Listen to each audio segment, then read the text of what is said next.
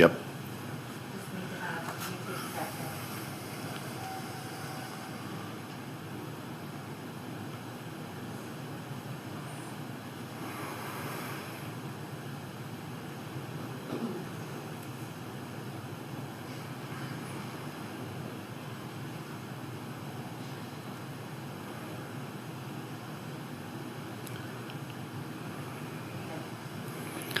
Okay, so I'm looking for approval of consent agenda items 1 through 5 and number 7. Chairman, before we do that, request we pull item 5 for separate discussion and understand item 6 was pulled.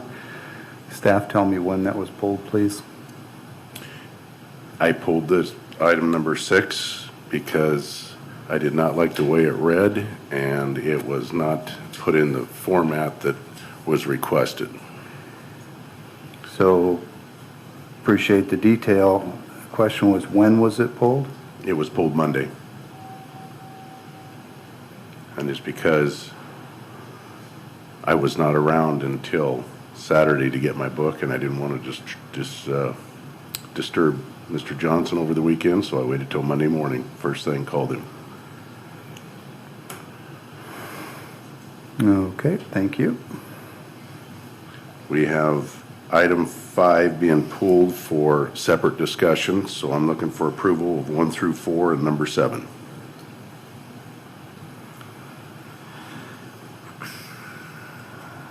Move for approval of consent agenda items 1 through 4 with discussion on 5 and number 7. Yes. So I understand the motion is for approval of items 1 through 4 and 7, 5 to be a separate item. Second. Been a motion, a second, discussion. Hearing none, all in favor say aye. Aye. Aye. Aye. Item number 5, discussion. Go ahead, Commissioner Peck.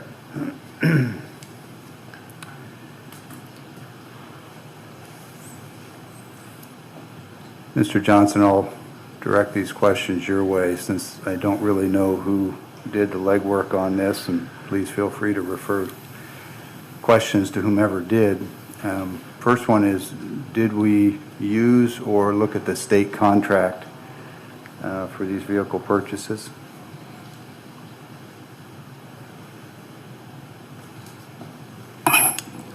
Yeah, I'm going to defer to Mr. Rosenau, who's in the room. He's the one that brought the ASR forward for Okay. review.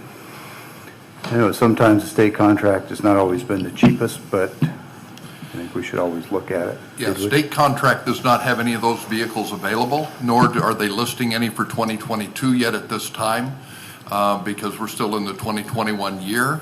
I did take it out for quotes, though, and Corwin was cheaper than everybody else. And the last 2 times, they did beat the state bids. Okay, so we did look at the state contract. Who negotiated this arrangement, this sale with Corwin?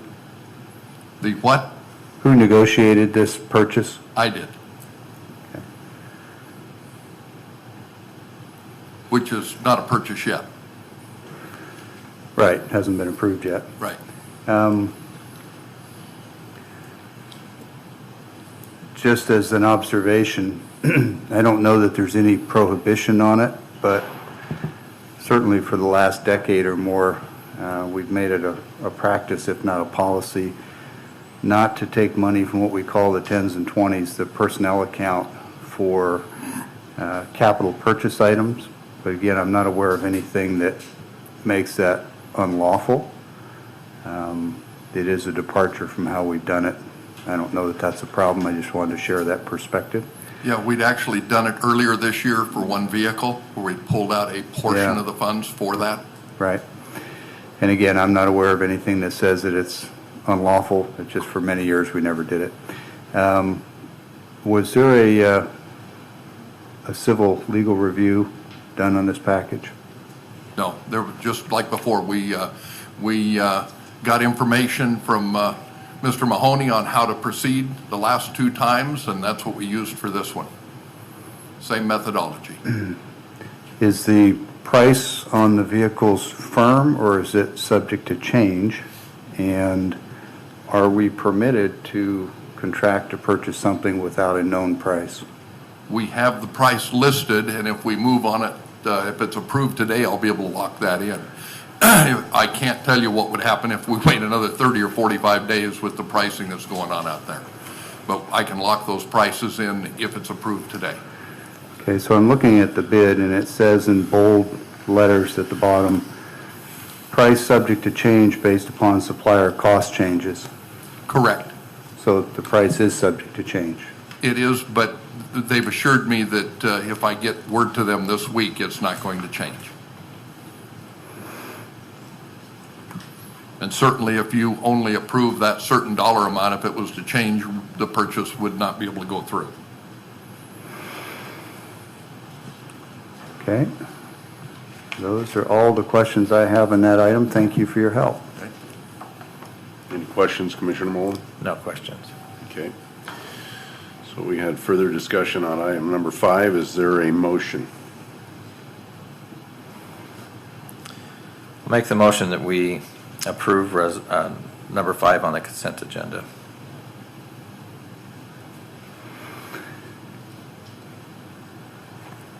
I second. There's been a motion and a second. Discussion. I think the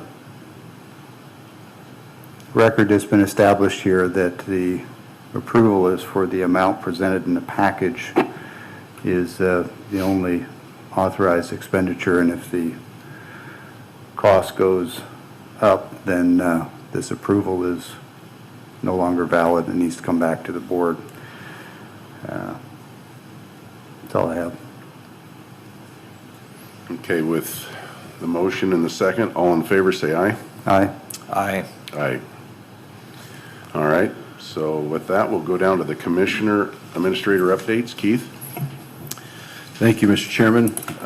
That time of year, we're spending a lot of time on the budget. We've had our budget hearings, now in the process of kind of reviewing what those additional requests were for the year and trying to fit that into the fiscal reality of limited funds. And so we're working with the auditor's office primarily right now and reviewing the budget requests. I'm meeting with them later today. Continuing work on Arpa analysis. Not much progress from the federal government on their infrastructure bill, and so I don't know much more now than we did a week ago, but we're watching that pretty closely.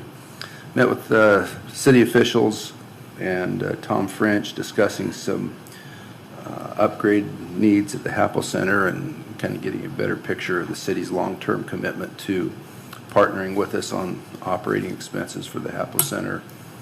Discussed a few other things like the ball fields and parking areas and some of that whole region and how the city plans to make some improvements there and how it may or may not affect our operations at the Happel Center. Also met with the port with each of the commissioners regarding some special financing that they're working on to build out the infrastructure at the Ryman Industrial Complex related primarily to the Dairy Gold plant that's expected to be built out there, and working on some of those financing issues. Next week will be the County Leaders Conference in Spokane for Wasatch. I plan on attending because my counterparts, the county administrators, will be having a meeting in conjunction with that, as well as it's good to kind of find out what other counties are doing on some of the same issues that we're dealing with. So I know all 3 of you have been invited, but I do plan on attending that conference in Spokane. That's about all I have for today. Okay. All right, Commissioner Peck. This week included the 57th annual meeting of the Columbia Basin Development League, and since I know you're both well aware of that organization, I don't need to go into a lot of details. Had the same meeting on tax increment financing with the Port of Pasco that I believe each of you had, as well as Mr. Johnson. And attended the Behavioral Health Mobile Crisis Response Team meeting on Thursday. Had the last meeting before the County Leaders Conference with the State Association of Counties Federal Issues and Relations Committee, which is the one that I've spoken about in the past that is formulating positions on federal issues for the 39 counties. And we have finished that work, and the final document will be presented next week at the County Leaders Conference. And then yesterday we had the usual WASAC weekly update call. The topic was focused primarily on the vaccine mandate and what that means, what the effect of the U.S. 5th District Court stay that came out of the southeastern U.S., what the implications are for that, whether or not it portends to stay any action nationwide, or if it's just in those few states that are in the 5th District. So it's a good hour-long discussion on that topic. Thanks. Commissioner Mullen? So last week, we had the local decision makers meeting, set in on that. Also with Keith Johnson on the TIF, the tax increment financing down at the port. Also attended the Behavioral Mental Health Mobile Response Team meeting. Also had a meeting with the Visit Tri-Cities. It was their annual meeting. If you'd like to know more information on the purpose and achievements that have occurred this past year with Visit Tri-Cities, they have produced a wonderful production that you can view on YouTube. It's Visit Tri-Cities annual meeting. Has some great information and job well done. It's titled Champions of Tourism Recovery. And that concludes my update for last week. So last week I checked out for 4 days and I headed to the mountains. So I made comment to all the meetings. There was only a couple, Ben Franklin Transit, of which I have received numerous phone calls that the wrap that they're talking about, the rebranding on their buses, is going to be $450,000. And I don't know why you got to rebrand a public transit when everybody knows about it. To me, this is a waste of funding and could be used for the 1/10 of 1%, a portion of it that we could utilize for our mental health. And so therefore, the next Ben Franklin Transit meeting I'm looking forward to, and I understand we're going to have some new board members and hopefully a change of direction. We'll find out. So that's all I have for my updates. That moves us down to public comment. Is there anybody for public comment?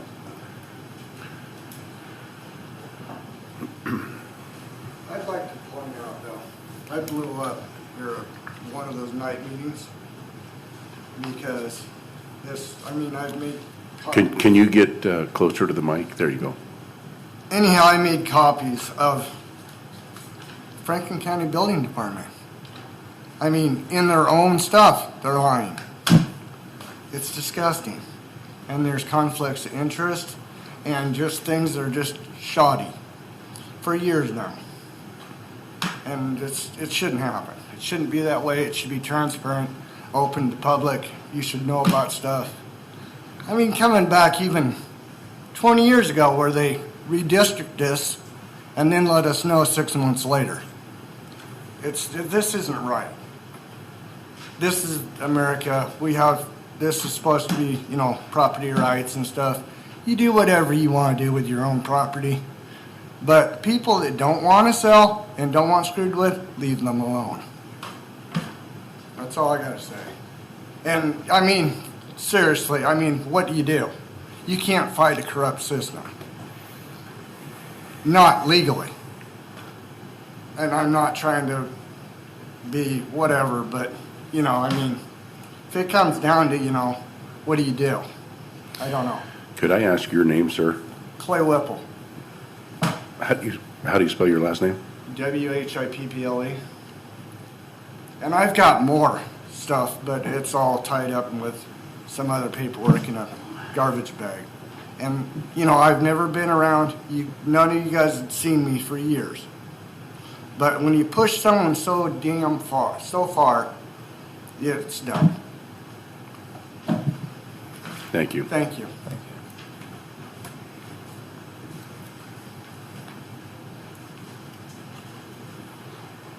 My name is John Rose. Can I approach you? Absolutely. With this?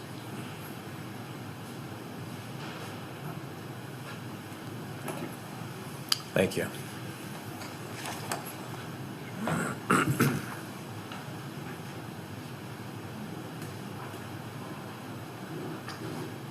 What I've handed you there is one of about 50 organizations that are out there under the radar of media, most of the media that we subscribe to. It's called Frontline COVID Critical Care Alliance. That basically it's a preventative and a protocol of treatment. At this moment, basically the government's approach to this, and that's a broad stroke, I know, is that there is no treatment, and that is just not true.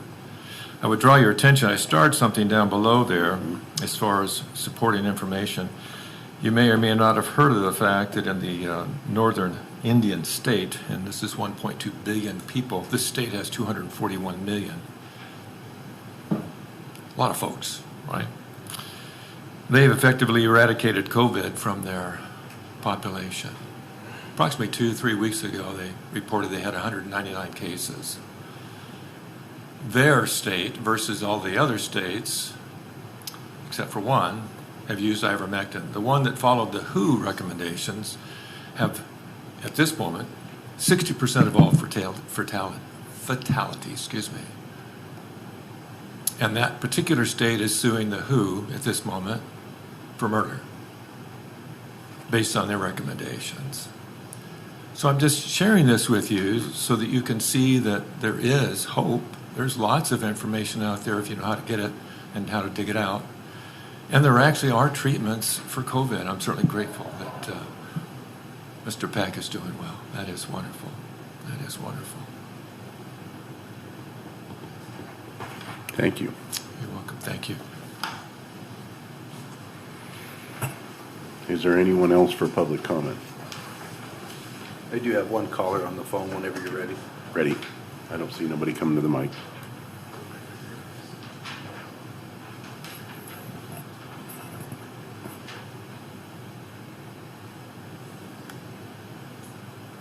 Good morning, is this Wanda?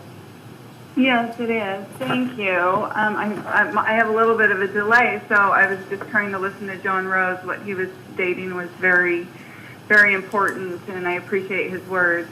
I am calling just for a couple reasons. I just want to point out that, that in the 70s, we had Agent Orange, and the government had said it was completely safe. 9/11, they tested the air. Although we were all sure there was asbestos in the air because those buildings were built in the early 70s, they claimed the air was safe. And I was just reading an article yesterday about a medication that was given to women in the 50s that actually caused their offspring to have bladder cancer.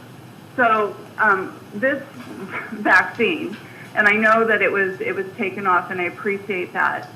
This vaccine has had no long-term studies. And so I think, what seems right today, just in those other times, it seemed right to use Agent Orange. It seemed right that the air was pure.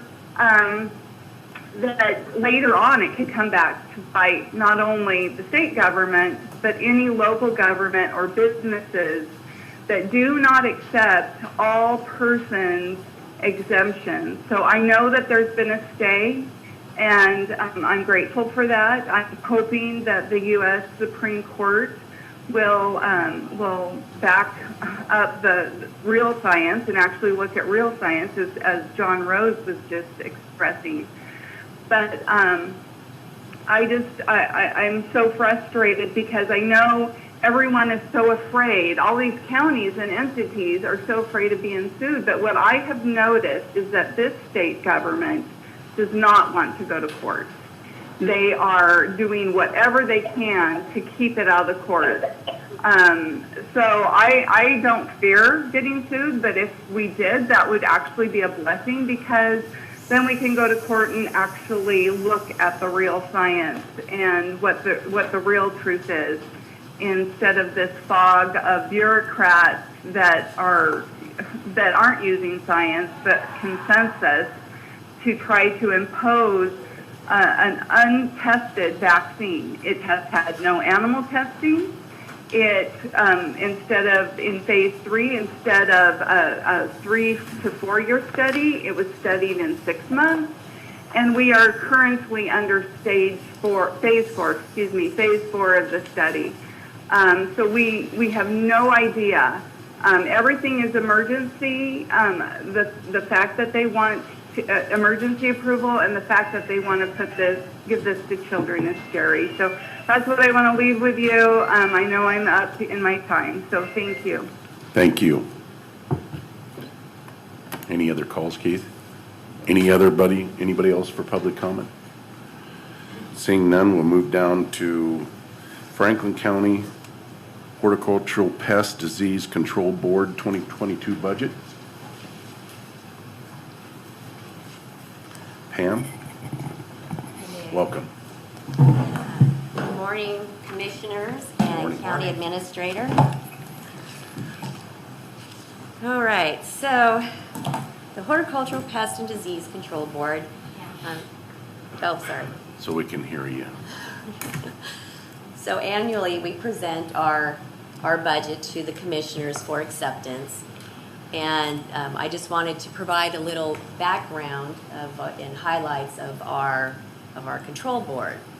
So, it's been around since 1971, and our peak season is April through early October. There are 3 of us on staff. 2 are seasonal, and then myself, I'm a full-time or benefited part-time person. I don't know how you want to express that. So our main goal is to advocate for the commercial growers and make sure that our county has a fruitful production and their economy is as well as it can be. And we do that through inspecting the commercial orchards and going out to the residents and providing education, and also have a really good tree buyback program that I'll get to in a little bit here.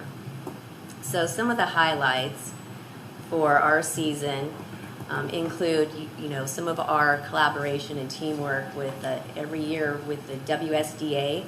They have an apple maggot training program, or trapping program, and that's really critical for our county because that ensures that we maintain our pest-free status. And if you talk to any commercial grower, they will explain that. And I don't want to get into a lot of detail, but just know we are a pest-free county still. Can I inject here and say that you might want to offer that to Governor Inslee? And the other item that's new this year is we are collaborating with Wazoo, and Little Cherry and Western X is very critical right now, and it depletes the tree, the flavor, and eventually will kill the tree. And so we are offering a grant, a cost share program with growers that we can help them remove any trees that are infected. And so that's a grant that's coming up, and that will really start kicking off next year. And our board does the review of the applications. And we also do some, we team with other pest boards, and that's for like the fairs and the home shows. And we kind of get together and try to decide what's best for each of the counties, because we're all a little different, but we all work together and communicate well. And then last, we've got our residential tree buyback program. And we have vouchers with participating merchants, local merchants, for a $100 value if they remove a tree that is a fruit tree. And a lot of times, like calls we'll receive are residents who are new to that home and they don't know how to take care of a fruit tree, and we will get that call. Elderly that no longer want to take care of the tree's over 20 years old and it's not really producing very well anymore. So we've got this really great program where if the residents remove the tree, we will give them a $100 voucher.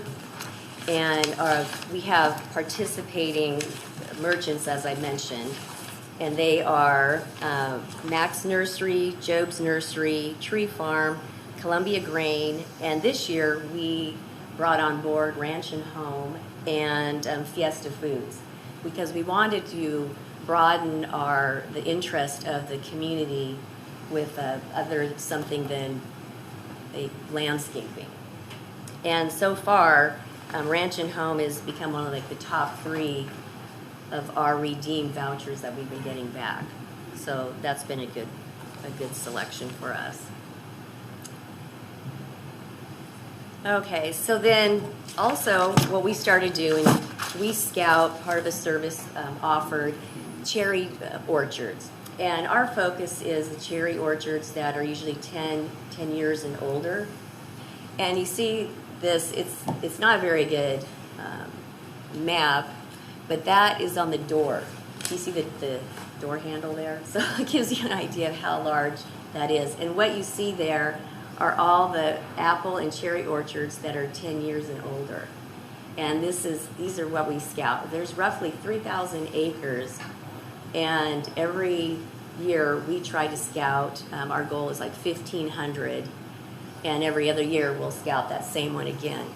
And you can't really see, but some of the dots on there are the ones that we scouted this year. And then, like last year, we scouted 780, and this year we did 1,415. So we are really bumping up. We've got a new inspector, and he's doing really well with the training of Mike here. He's my lead. And this year, one of the things that was different is Wazoo did not offer their lab testing, which they charged us $10 for testing services. And they closed some of majority of their labs, so we were forced to go to a commercial. And with the cherry leaf roll virus, there are 2 indicators that if they are present, it is very confirmed that that tree has little cherry leaf roll virus. And I don't know if you want to talk about that at all. Yeah, when the old way, if we suspected a tree, we would just pull a sample, take it to WSU, and they would make the final call on it. But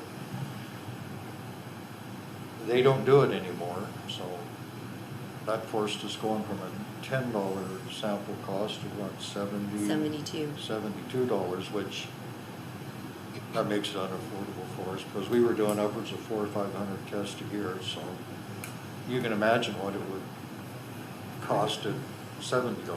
So who are you going to now for the 72? Yeah, Agnema. They're a lab over in Pasco. So, but the only time we go there is for a sample that we're absolutely not sure of. But Okay. one of the indicators might be there, and the indicators are on the top of the leaf. There's some lime, yellow, green veins that run through it, and then on the back side of the leaf, there's little dark spots. And if we find those 2, we're 99% sure that that tree is positive. So we just go ahead and mark it. And so far, we've had really good luck with it. And with that, our savings was $37,000 this year by having the confirmed visual inspection versus sampling every single whole leaf. So what is the remedy for that? Is it to eradicate the tree, take it out? Just remove the tree and paint it with Roundup, the stumps, to make sure you kill, because the biggest way it spreads is through root grafting. So if you kill the tree that's susceptible to it, or that you think is positive, you paint it with Roundup, and chances are that Roundup will move to a neighboring tree, and it will show signs of the Roundup moving to the next tree. Even though that tree isn't showing symptoms, down the road, it will be. It has it. If the two are connected, it's going to have it. So our goal is to get them to move the actual tree that's infected, and then any trees around that shows symptoms of the Roundup. That way you're really cutting down the chances of it moving from the tree that looks healthy over, even to another tree. It can just keep leapfrogging through the orchard. And the growers, they're 100% for us. They like, they like to see us. They don't like to see us for the fact they're probably going to remove some trees, but our goal is to stop it. Any questions about cherry leaf roll virus at this time? So is it brought in with the rootstock, or how is it brought into the area? Well, that's something that Yeah, I don't think is 100% determined, but that's the most likely cause. And you never see it until the tree is 10, 15 years old. That's what I was going to And say. that's, I've been to orchards that were 10 years old and you find nothing. You go back 2 years later and you're finding the stuff everywhere in there. So, how it gets there that's about the only possible way is root grafting, unless it's something inherent to a cherry tree that when they get that old, they just get it. But our goal is to try to stop it. Has it been any research done on bird transferring it from tree to tree, or even Pollen. pollen? They thought for a long time that bees, would spread it from tree to tree, but they don't mention that much anymore. So once it's there, the root grafting seems to be the major way that it spreads. Thank you. Okay. Now we're going to just get into the budget. Before that, I just want to do a good shout out to Tim Anderson and Stuart Burke for their assistance. This being our first year presenting the budget. And so we did our public hearing notice, and it was published August 19th and 26th in the Franklin County Graphic newspaper. And we had no public comment for our budget. And so some of the items that I just wanted to, highlight. So this year we did add a Ford Ranger and ATV to our, I don't want to say it's a fleet, to our unit. And that's been helpful, and so because we still have one of our trucks that's a 2004, and so it's just been kind of limping along. So it was nice to add an additional truck for doing inspections in residential areas. Okay, so some of the things I just wanted to bring up that are pretty substantial changes is our personnel benefits. So we had an increase of 30%, and that was due because now there are two benefited staff, myself and Mike, whereas before they were all retired, and so they didn't have it. They had their own medical benefits. So that really put a jump on our personnel benefits. And the other thing is, we used to have in our professional services fund, that was also basically our contingency. And so I broke that out, so now it's got its own designated line there for contingency, and then our professional services will continue to be where we bill out for any lab testing that we have.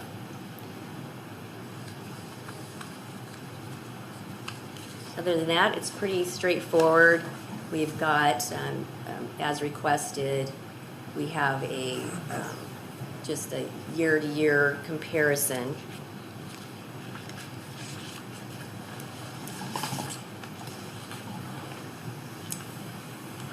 Is there any? That's our budget. So, any questions? Questions? I've got just a couple. What is your total 2021 budget? I maybe I'm missing it, but I didn't see the number in the package here.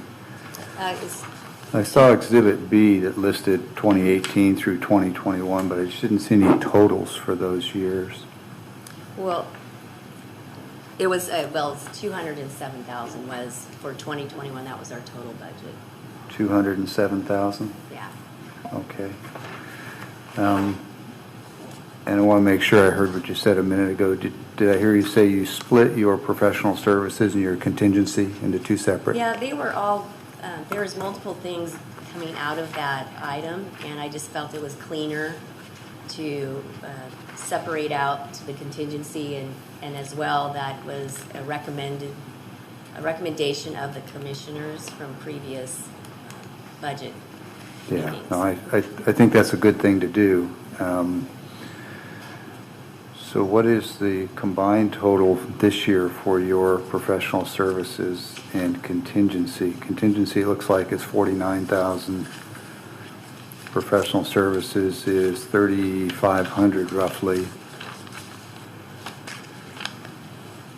So about 52.5.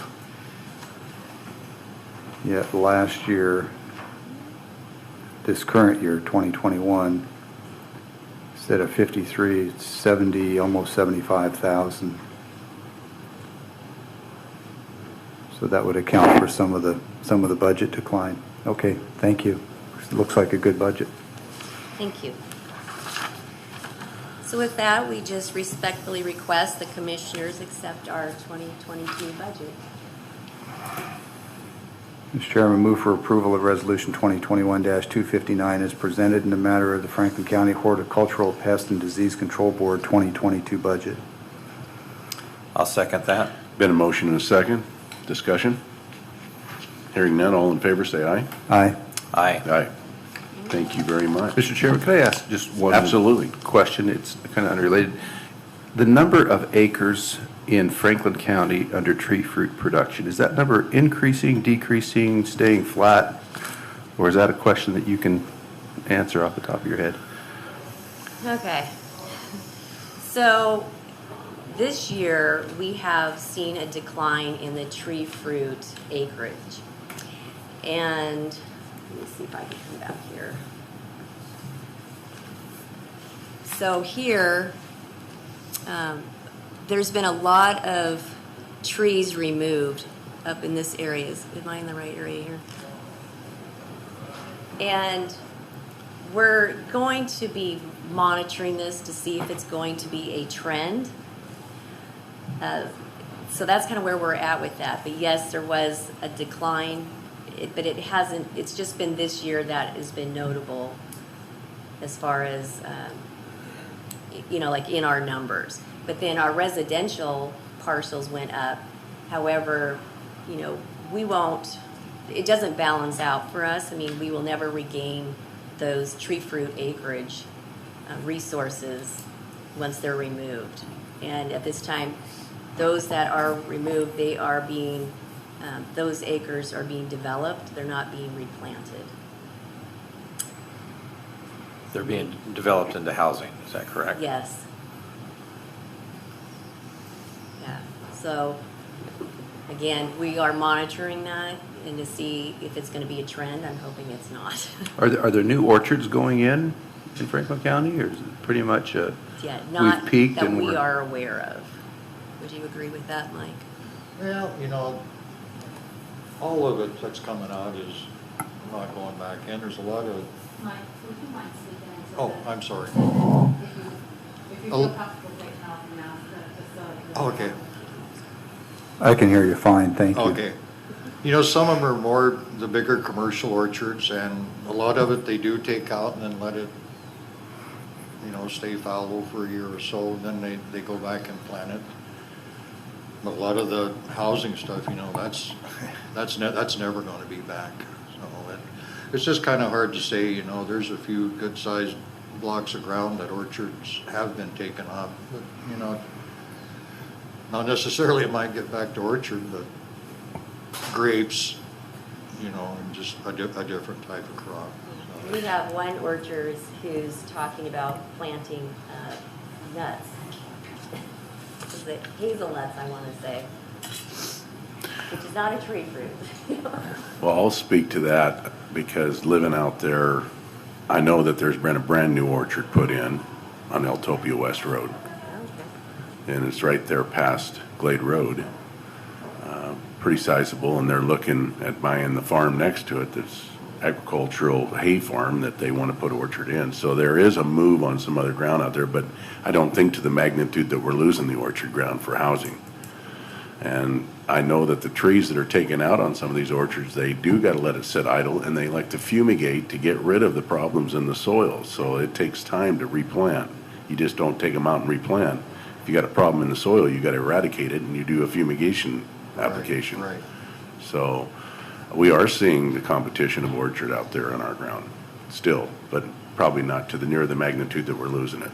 Just wanted to say that. It's nothing like it was 20 Yeah. years ago, but there is some new going in. I do see several cherry orchards that are 3, 4, 5 years old, and Yeah. eventually, they're going to be big orchards. Yeah. Well, thank you very much. Is there any other questions? Thank you very much. Since we've gotten on this subject of trees and acreage, I'm just curious where the 19,893 acres of tree fruit property came from. I'm not suggesting the number is inaccurate, just curious in terms of your process. Where do we get So, that number? Is that We receive our numbers from the assessor's office, if I'm understanding your question. right? So I understand that we categorize land by its various uses. Mr. Rose, now just a simple yes or no would be fine. Do we categorize it by the type of ag use, whether it's tree fruit or grapes, for example? If it's permanent crop, then we break that down based on the trees that are in there or the type of crop, whether it Okay. be vineyards or so forth. And there are times when we don't get notified of something coming out, something going in, and we pick it up when we're out doing our assessments. Okay, So- thanks. I know that asparagus. That answers it fine for me. Well, just to go a step further, it's not only by acreage, but by crop, the tree type and the year planted and everything. So we have a table, and it's all value driven for property tax. Okay. Well, thank you very much. Thank you. Thank you.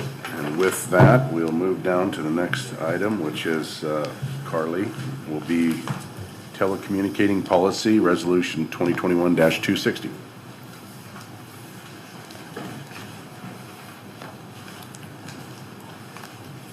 Thank you, Mr. Chairman. This policy is a little bit of a long time coming for us. We kind of started working on it before COVID hit, and then it became even more important as we had more people working outside the office. So we have worked to put together a comprehensive policy to govern telecommuting, and more importantly, to establish appropriate and defensible controls for the expenditures of public funds that are associated with that work, not only the payroll type resources, but also the technical resources that support that function. So I'm happy to answer any questions. Questions? Just an observation.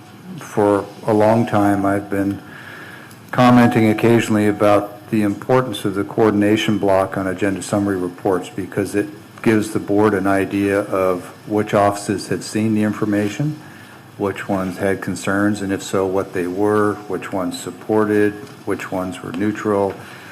This is far and away the best coordination information I've seen in 13 years. So thank you for articulating, because it really paints a picture of the work that went behind this and who all has seen it and who had an issue and who didn't and how it was resolved. And that's really valuable, I think, as a decision maker in weighing the overall benefit. So thanks. Well done. Thank you. Any questions or comments, Commissioner Mullen? No. Therefore, I'm looking for a motion. Move to approve Resolution 2021-260 in the matter of telecommuting policy as presented. Second. Been a motion and a second. Discussion? Hearing none, all in favor say aye. Aye. Aye. Aye. Thank you. Okay, with that, Keith, income tax opposition, 2021-261. Yes, this resolution before you was requested by the board at a prior meeting. It's the only way I can hear myself, sorry. Is that better? No, I just didn't want you to be so close because it's ringing. Gotcha, thank you. This proposal was brought at the request of the board. There are a number of municipalities in eastern Washington primarily, but there's some also in western Washington that have adopted these local resolutions that would, in principle, oppose any effort to impose a local income tax. The state constitution generally prohibits income taxes in the state of Washington. There have been efforts by some local governments in the past and by the legislature to create revenue policy that the courts have determined violate the income tax prohibition in the Constitution. And so there are, in general, routine efforts to get around that constitutional prohibition by calling taxes by other names or creating what they think are exceptions. So it does create an environment where citizens across the state of Washington are concerned about the possibility of local governments enacting local income tax proposals. So this, in principle, states the will of the current Board of Commissioners that we will not support a local income tax in Franklin County. And I say thank you. Job well done on this, Keith. I've read through it and I in favor of it. So any other further discussion? Yeah, Mr. Chairman, I've got several observations on this one. Let me start with just a blanket statement so that no one misconstrues my following comments. I do not support an income tax at any level in this state, and especially in Franklin County. Having said that, it's a little curious to me that we, the Board of Commissioners, would be the authority to impose an income tax at the county level if we had that authority. And so it would seem to me that the resolution really has no effect, since legislative action by this board would be required to implement such a tax. So the resolution, candidly, not to offend anybody, but it comes across as a bit of grandstanding to say we're not going to do a tax. Well, that's right, because we can't do one unless this board votes for it. So I guess we're voting to say that we're not going to vote on one, which I suppose really doesn't have any real harm, but again, it really is kind of redundant and unnecessary. If we want to make a statement about the fact that we don't support one, then that's great. Second observation is that it wouldn't bind a new board coming in, and we will in time have new commissioners. So again, it's back to really it's just making a statement. I notice that there's no legal review on this, and from my reading, it's still a little unclear to me whether or not, if authority was granted to other municipalities, cities, townships, whatever, would the county have the authority to tell those cities and municipalities that they could not, simply because we did a resolution saying there won't be one in Franklin County? I'm inclined to think the answer is no, that we would not if the cities and municipalities were given that authority. So I understand and I support the notion of sending a message that we don't favor income taxes here in Franklin County, and none of us, from what I can tell, would support same. But I see this kind of as as a resolution that has no teeth. It really begs the question of what's the purpose to it beyond simply making a public statement. And if that's all it is, then great. No harm, no foul. But if it's something more than that, then I'd be interested in being educated. Thanks. Any other comments? I don't support income tax, so I have no problem with the resolution. All right, with that being said, I'd entertain a motion. Make the motion to approve Resolution 2021-261. I'll second. There's been a motion and a second. Discussion. I'll just add that I started my comments by saying I don't support an income tax in Washington or in this county. I don't foresee a time when I would. But I think the resolution, because it's not had a legal review, and because there's a question about whether or not we have the authority to tell municipalities in our county whether they can or can't, then I think a well-intended action is not, or a well-intended resolution is not ready for action. It really ought to have that legal question answered. So for that reason and that reason only, I'll be voting no. But again, I don't favor or support income taxes. I just think this process is frankly not necessary and needs a legal review. Thank you, Commissioner Peck. Any other further comment? No. Been a motion and a second on Resolution 2021-261. All in favor say aye. Aye. Aye. All opposed? Opposed on the basis stated. All righty. With that, we'll move down to administration office business. Keith. Yeah, I just have one item to discuss briefly. The Sheriff's Office, Monty Huber, has been working real closely with a group of folks on bringing forward a resolution for this board to consider regarding a mental 1% mental health tax in Franklin County. That group of people would like to present to the Board of Commissioners, and so I have tentatively scheduled December 7th, that's our first meeting in December, Tuesday, to have a night meeting, and want to, so that we have more people available to participate in that public discussion, and wanted to see if that was okay with your calendars to plan that night meeting. Yes, the clerk of the board has already checked with me, and that works into my schedule just fine, and I'd prefer a night meeting so we get lots of public comment. All right, thank you. Yes, and I was anticipating being the night meeting, so yes. I have a conflict that day, but I've already sent a note to the clerk that if the majority of the board prefers to do it that day and that time, I'll figure out the conflict and I'll be there. Yeah, thank you. That works best for our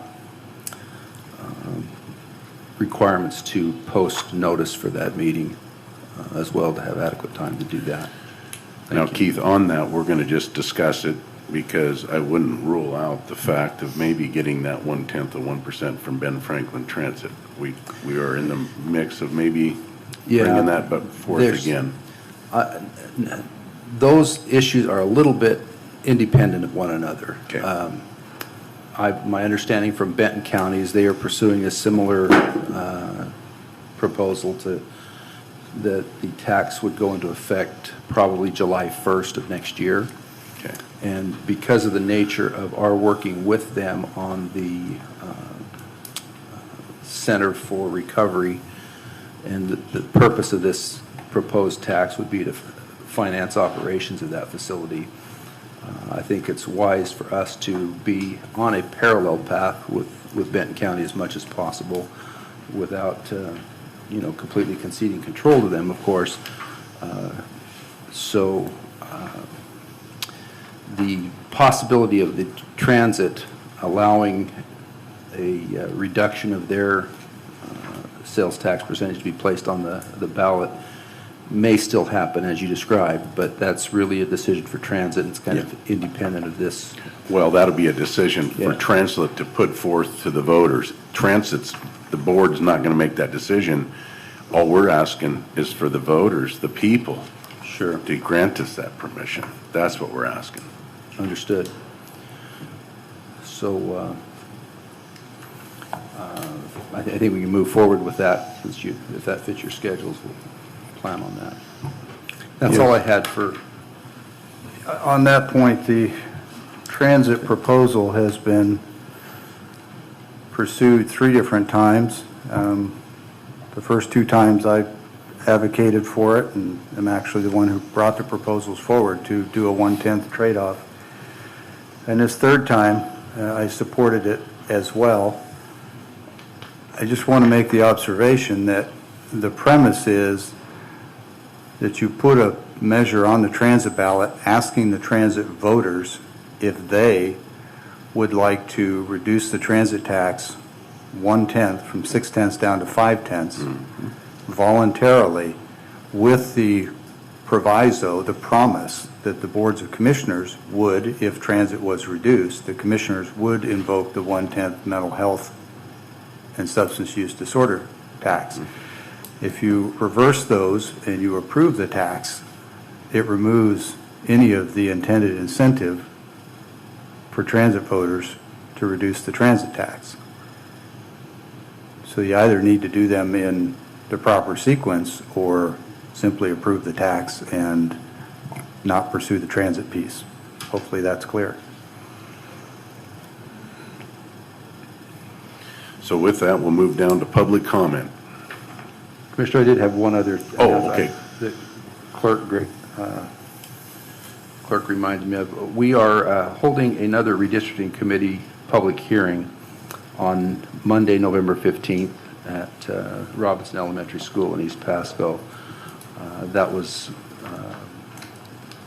one of the items that came out of our previous discussions about redistricting, and so I wanted the board to be aware that we were holding that additional. So that'll public be hearing. Monday, the 15th at 7 p.m. 7 p.m. Virgie Robinson Elementary School.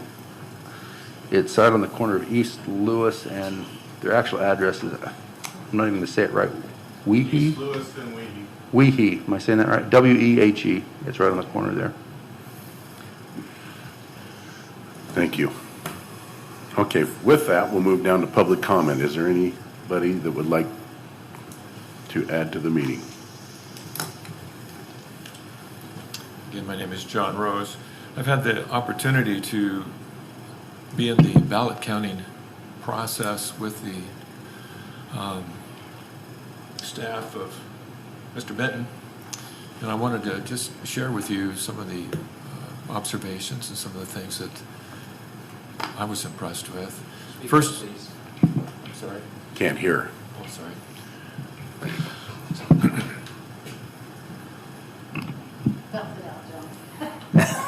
Okay. There you go. The process itself, from picking up the ballots to the actual storage of those ballots, once they've gone through the whole process, this can be the end of the beginning here, was just amazing. I went in with the idea of Arizona, Maricopa County, our machines being the same, basically with a lot of skepticism. Within days, I was reassured and felt very good about the process. Ashley and Shannon and Jeff, mostly, I spent the time with them, Ashley mostly, and then Shannon then. But from a distance of 10, 15 feet, I basically was there for 2 weeks. For most of that, accumulation of, counting of, significant verification of, separation of the envelopes, et cetera, et cetera, et cetera. The only thing that I could never speak to, which would require somebody that can get into these cages where the machines are they truly isolated? And I believe they are.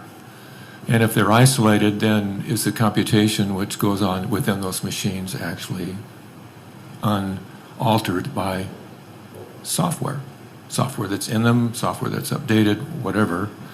And then there's 2 audits this year. Actually, there's one prior, and then there's one just happened. And then a 3rd audit by the state, which, again, is going to actually take hand-counted ballots and see how that all turns out, which I think is just great, and I'll be there for that one. So I just wanted to compliment Mr. Beaton and his staff on an outstanding job and minute detail as far as guidance and direction on anything that may be questionable as far as a ballot rectification, signature, et cetera, et cetera, et cetera. It was just a wonderful process to be involved in, and I enjoy doing that each time that it's available. I mean, it's just a great thing. I'd also like to comment on your stand as far as income tax or anything that you would wish the governor or our state legislator to know. I actually think whether or not you have the authority, we'd like to hear your voice. I would, as a resident. I'd like to hear it from, I really appreciated Sheriff Raymond's letter on the 23rd of September. It reassures me as a public that it's on your, it's on your mind. It's in your, if you view, it's on your radar. And this is how you feel about it. This is what you want to do about it. Because I don't know how you picture yourself, but for me, you're the ultimate jurisdiction, other than we're talking about the power of law over here, but nevertheless, the legal, legislative part is with you. Is it not? I don't know how the cities fall underneath there, the people that, if you will, Yeah, we're not an alternate authority over the city. This is a public comment. We're not supposed to be addressing. I noticed you responding, so I joined in. I responded? Are you hearing things? Well, I don't know how it actually falls. Being ex-military, I know what staff and line and all that. I mean, I know that the line of authority is, I guess for me, I don't know this one. But for where I'm sitting on, if you will, East Pasco, you're the authority here in the county. The city, of course, has its own, the police, et cetera, the sheriff. I mean, it's all in there. So I appreciate your comments and your stands, if you will, even though it may not have any legal authority to know where you stand. Thank you.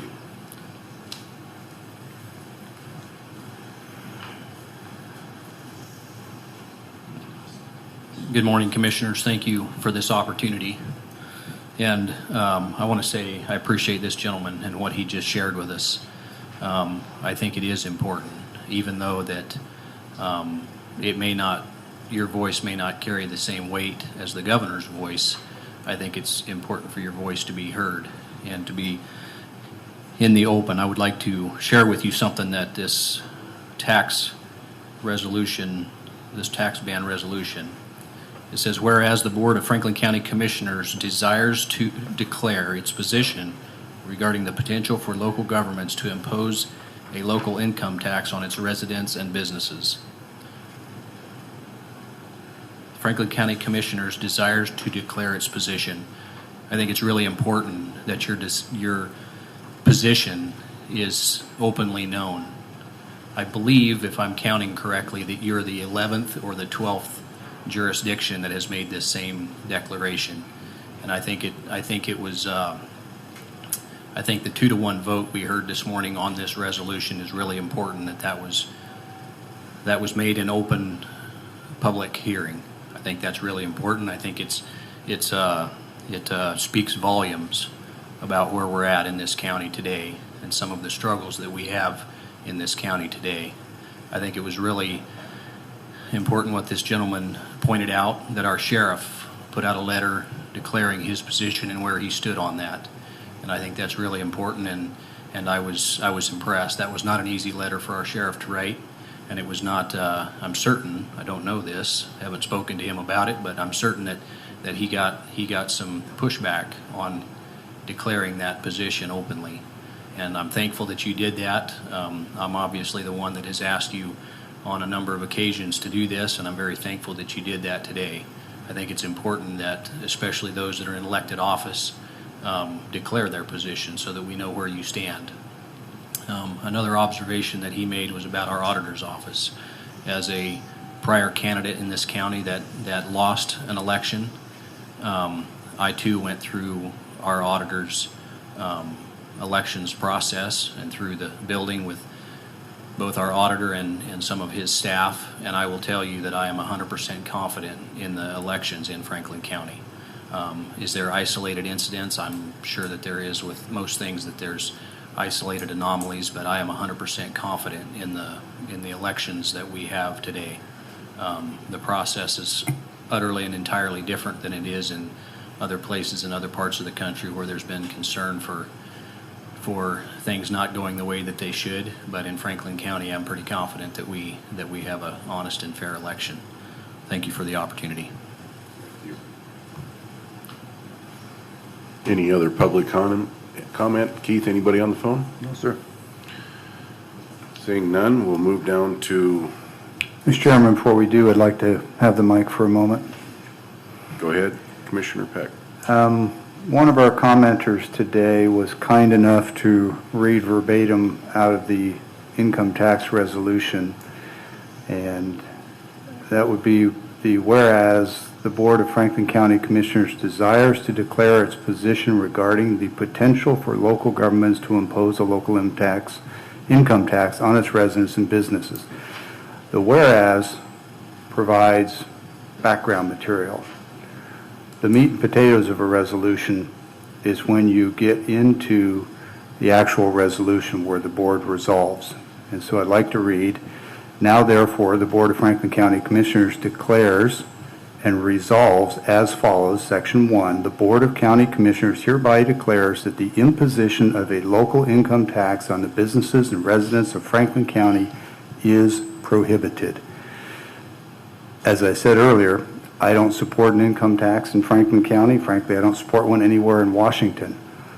But the legal authority of this resolution says that we declare that the imposition of a tax is prohibited. And my opposition to the resolution was that we had no legal review to tell us whether or not we have the authority to declare that the city of Pasco or Colotis or Connell or any other would be bound by this action. And since I'm not a fan of undertaking resolutions that are unlawful, I want everybody to be clear it's that portion of the resolution that is problematic. I don't believe we have the authority to declare what our municipalities can do in this matter.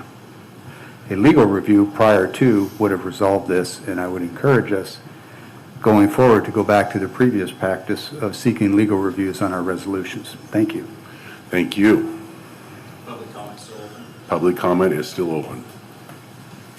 Thank you, Chairman. And since we're doing rebuttals, I would like to rebut by saying I'm very thankful that the vote was had today in open public meeting, and the vote was what it is.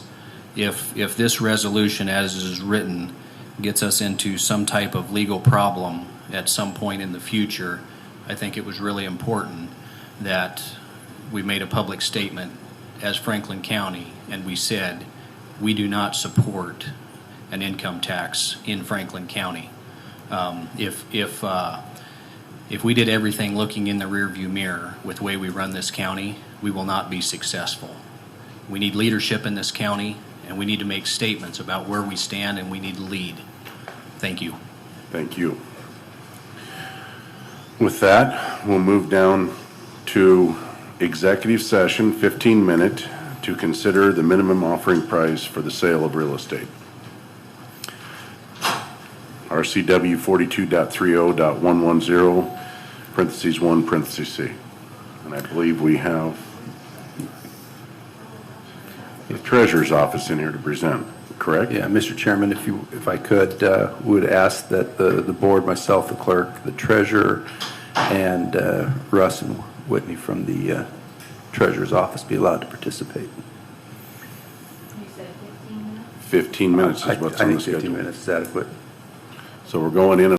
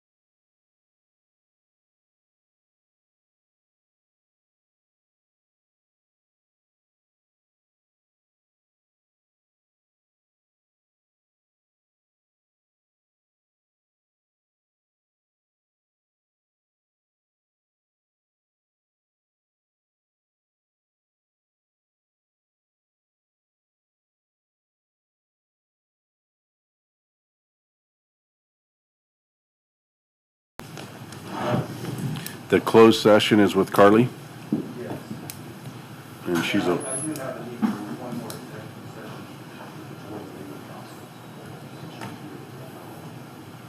so are we going to do the closed session first or the executive session next? Here's Carly, she's available. Okay. We come out of executive session and we are moving into closed session collective bargaining discussion.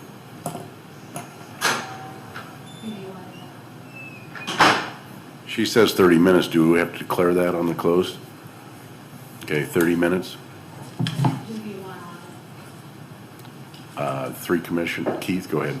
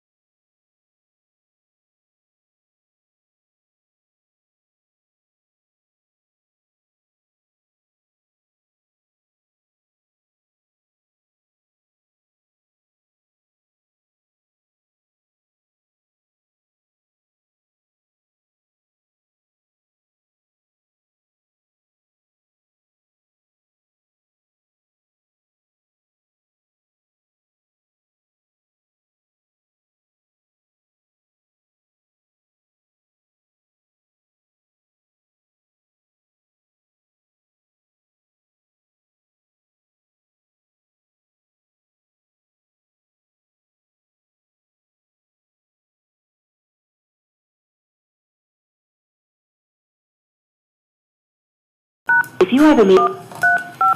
Okay, we have come out of closed session, and we are going to go into an executive session. Keith? Yes, I'm requesting an executive session for up to 20 minutes with the possibility of coming out early under RCW 42.30.110, paragraph 1, subparagraph I, to discuss potential litigation. Would ask that the clerk, the administrator, the members of the board, and the deputy, chief civil deputy from the prosecuting attorney's office be allowed to participate.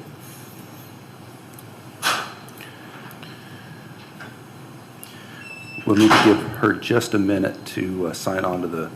Is everybody phone. else going to be on the phone? Yeah, Jen Johnson's going to be calling in momentarily. Okay.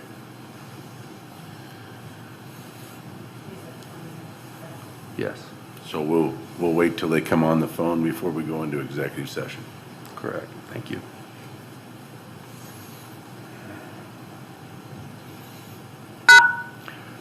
Good morning, Jen. Is that you?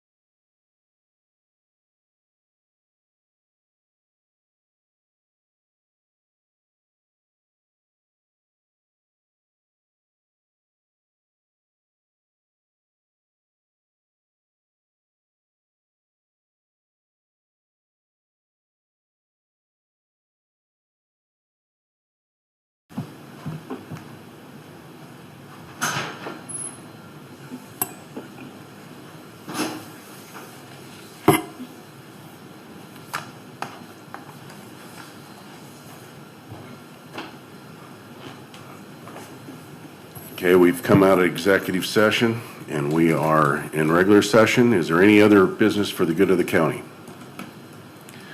Keith, I'd like to bring up the fact that we've lost one good board member of our planning and building. The chairman resigned because the forcing of wearing a mask in a meeting. He's resigned, and there's others that are going to resign. We're going to start losing people here if we keep allowing these tactics, these unconstitutional tactics being used by our governor and his mandates. So I just want to make you aware of that he resigned and he is going to be missed dearly. I'm aware of that. I guess I'm kind of feeling stuck in the middle.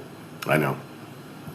I have an obligation to support this board, but I also have an obligation to the truth and to follow the law as best as I understand it. I don't feel like I've got personally the latitude to ignore the advice of the county legal counsel, but at the end of the day, I have to follow the rule of this board. Okay. So with that, this meeting is adjourned.